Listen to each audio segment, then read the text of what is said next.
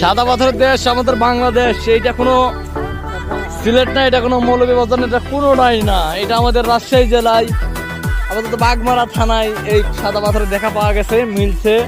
তো নদীর ধারে এইটা সাদা পাথর দেখেন, সাদা পাথর আসলে খুবই সুন্দর। এই যে দেখেন আমার দুই বন্ধু খেলা করছে, কতই না সুন্দর। আর আমাদের এই রাস্তাটা আপনাদেরকে বলে বোঝাতে পারবো না, কত সুন্দর রাস্তা দেখেন।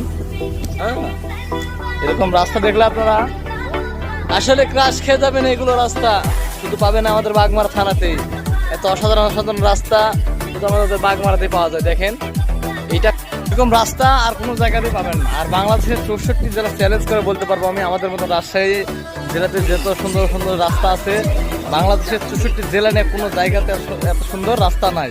আমি ওপেন চ্যালেঞ্জ করলাম, যদি কারো জানা থাকে অবশ্যই বলবেন। যদি বাংলাদেশের ভিতরে রাজশাহীর বিড়িতেও যদি অন্য কোনো জায়গাতে রাস্তা ভালো থাকে, রাতের বেলাতে আসবেন পুরাই অমৃত ফেল, মানে তাজমহলও এত সুন্দর হয় না। আমাদের রাজশাহী শহরে যে এতটা সুন্দর বলে বোঝা পারবো না। আর এটা আমাদেরই রোড, আমাদের ভবানীগঞ্জ বাজার টু, এটা মানসিগঞ্জ আছে ভবানীগঞ্জ বাজার, এত সুন্দর রোড কোথাও পাবেন না। আর রাজশাহী জেলাতে আসবেন, ঘুরতে আসবেন, অনেক সুন্দর সুন্দর জায়গা পাবেন, যেটা বাংলাদেশের 64 জেলাতে যে আপনি এই জায়গাটা পাবেন ইনশাল্লাহ। ভালো থাকবেন সবাই।